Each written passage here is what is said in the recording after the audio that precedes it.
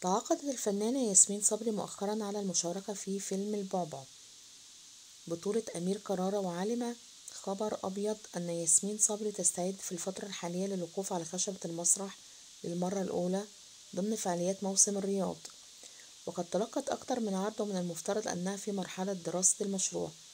جدير بالذكر أن ياسمين صبري كان من المفترض أن تشارك في الموسم الرمضاني الماضي من خلال مسلسل من إنتاج أمير شوقي، ولكن توقف التحضير له، كما كان من المفترض أن تقدم مسلسل الجواز سم قاتل، وتأجل هو الآخر دون أسباب واضحة.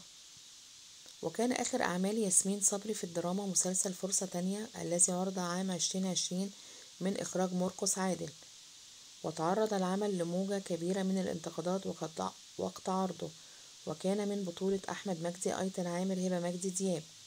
بينما كان آخر أعمالها السينمائية فيلم الديزل بطولة محمد رمضان، تأليف أمين جمال وإخراج كريم السبكي، وشارك أيضا فتحي عبد الوهاب، هنا شيحة، تامر هجرس، ومحمد عز.